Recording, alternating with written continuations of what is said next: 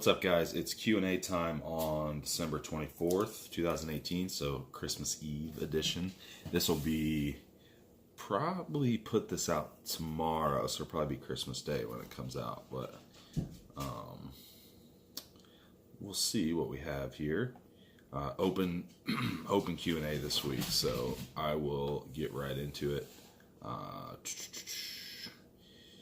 Okay. Thought I had it.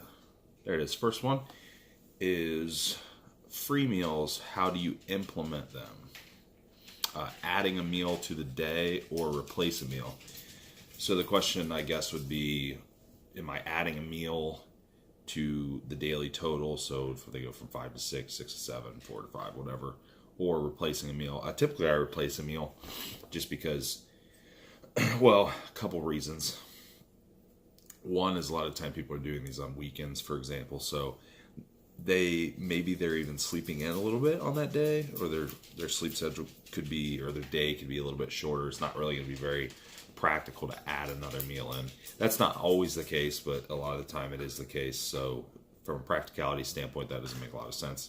And secondly, it's just we don't need that much of an influx of calories. Now, there might be an occasion where I would do that, but typically it's very inconvenient to do, so I'm just going to replace a meal. Okay. Next one is, if one has a tight schedule, do you see any issues with doing HIIT cardio for 15 minutes post-lifting? I have heard steady state can interfere with mTOR and other anabolic responses, but would HIIT do this as it is using different energy systems? Also, since HIIT can be taxing to the CNS, would it be better to do it after weights since the CNS is already excited? Okay, so yes, so they do use different energy systems. Steady state is not glucose intensive, assuming it's like a lower intensity steady state.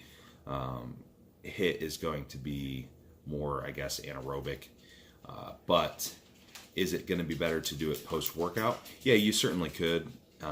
Your nervous system, like I said, is already excited. Now, this might sound, this could be counterintuitive to what you may think, but I noticed some people actually generate more intensity with HIIT post-workout. That's not always the case, depending on how taxing the training is, like how they feel after the training. Some people they do worse and they need to separate it. But some people, it's just convenient to do the HIIT post-workout, so they're going to do it that way. Maybe they don't have that piece of cardio equipment at home, so they're just going to do it while they're at the gym. Maybe it's just a matter of getting it all done in one hit and not having to do it, splitting it up. I don't think there's anything wrong with splitting it up necessarily. I know personally I like to split up cardio sessions from weight training if I can, but I actually would do HIIT post-workout a lot, so I would split up steady state typically. Okay. Hope that answers the question. Next one. Best advice on training setup for a push-pull legs or a mix of push-pull legs with upper-lower days to train on the same days of every week versus most push-pull leg off repeat setups. Trying to align training with work, life, etc. So essentially what they're asking is, instead of on a set rotation, they're setting the same days each week. So with a push-pull leg off repeat, that's 1, 2, 3, 4 day setup. So it's really going to be an 8-day rotation. It's not you. So the same training days aren't going to fall on the same actual, same days of the week. It's going to rotate. Now, yeah, you could do like something like a push-pull leg and then upper-lower. I use that with some people. And we would do, it could be something like upper day, lower day, push, pull, legs. 5 training days. We can insert an off day in the center there somewhere and at the end somewhere. So something like upper, lower, off, push, pull, legs, off, and then repeat.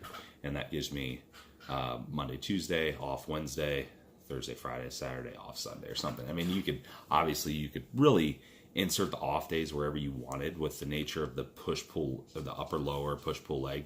The nice thing is it's really separated the muscle groups, so I mean, you wouldn't have any problems with that. That's probably, if you want to have the same days on the same days of the week, that's probably how I would do it. Something like upper lower off, push pull leg off, something, something along those lines. And then you can make sure your weeks are consistent. Now, disclaimer there is I do use the set day rotations with some people, or the lengthier rotation, so an 8-day, 10-day, or whatever. So I don't necessarily think you have to train the same things every day each week, but some people do enjoy that and it works best for their schedules. So yeah, nothing wrong with that. All right. Is sleep apnea developed over time, or what is the root cause of sleep apnea? Okay. So you're going to see some different root causes of sleep apnea. Now, a lot of the time what you'll read is there's a muscle in the back of the throat that can relax and cease breathing. There's that obstruction of breathing through too much tissue. And by tissue, that could be muscle, that could be fat. So typically anyone that's overweight in general that has a lot of tissue, whether that's like traps or muscular neck, or they have, like the triple chin going on. I mean, any of that stuff's going to obstruct the breathing potentially. Now, there are some slight variations in the types of sleep apnea, obstructive sleep apnea, and what have you. So it can be slightly different per person, but a lot of people, especially within our industry, it's just it's a muscle thing. Now, that's not the case with everyone. There are some people that they've just had it their whole life, and they snore and they stop breathing and they have sleep apnea, even when they're 150 pounds. And then it just most likely probably continues to get a little bit worse as they get heavier. I know me personally, like I have it, I use a CPAP. Sorry, that's my cat. Hey, get over there. Get out of the box. Cat in the box. But yeah, I had it. I assume that I probably had it a while ago just because I've always snored even when I was lighter. And it just kind of continued and got a little bit worse as I got heavier. So, it could be something that you just have. Excuse me. So, yeah, you can. Now, I think this person asked me on my previous Q&A as well, treatments for sleep apnea. Do you have to use a CPAP? Is there any other options? I will be the first to say I'm not like the end-all be-all expert on this. I've done a good amount of research on it, but there might be some stuff out there that I don't know when it comes to sleep apnea for sure. I'm not going to claim that I know everything about it. So as far as treatment goes, but yeah, a CPAP seems to be the most common treatment. There are other things like the mouthpieces that can help with the anti-snoring mouthpieces. There are even the straps that go around the head. It kind of looks like a CPAP strap, but it's a chin strap, and it can help keep your mouth closed at least to some extent and help with snoring. So that's an option. You need to know though, or at least have some idea of what kind of sleep apnea you have when you're determining a treatment like that. Are you a nose or a nasal breather? Are you a mouth breather? Are you, how bad is your sleep apnea? Like what's going on? It's like if you're exclusively a mouth breather and you try to use a nasal pillow type mask, it's not going to work very well. I tried to do it because I didn't really like I have the full face mask. I just don't really like it. Like I have a pretty good mask in terms of quality, and I spent a little bit more on it to try to get something comfortable, but I just have a hard time with it. It took me a while to get used to, but I couldn't use the nasal mask because even though it's a lot smaller and more comfortable, I just don't breathe through my nose. So it was just really odd to try to establish a breathing pattern and fall asleep with it on. Maybe I could get used to it. I don't know. But again, yeah, you can check out the other more moderate treatments, I guess, the things like the mouthpieces and stuff. Those aren't necessarily sleep apnea treatment, but a lot of them are they call them anti-snoring treatments, which the snoring plays right into the sleep apnea. So you can at least possibly improve your issue with something like that. So, last one is Smith machine rack pulls. Question mark. That's it. Smith machine rack pulls. I'm assuming they're asking what my take is on those. Yeah, I don't see anything necessarily wrong with it. You could really, you're just pulling a point from point A to point B. There's a lot of ways you could do it. There's a lot of variations to a rack pull. I mean, there's people that do them in like the shrug machines, that like the plate loaded shrug machines, they do a pull like that.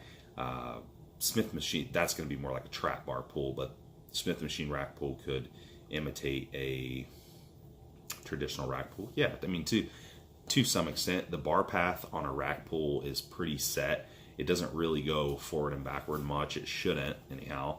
So a Smith machine, considering a Smith machine's in the set plane of motion, yeah, I mean, on paper it should work okay. I don't know what the person's reasoning is for using the Smith machine necessarily. I mean, you can set. Yeah, I would argue that I would just probably do it with a barbell, unless there's just not a power rack. If that's the case and there's not a power rack, yeah, you could do it in a Smith machine. I don't see anything directly wrong with it. It might feel a little funky because you might be pulling back into the rails, the rails that guide the bar, and it might just be creating a little extra friction that way. You can't really pull up and down the way that your body would naturally pull up and down with a barbell, but it should be pretty close. So that's it, guys. A little bit shorter one this week, only about 10 minutes. So due to the holiday, I assume. So I will get this out to you guys, and we'll talk to you guys next week.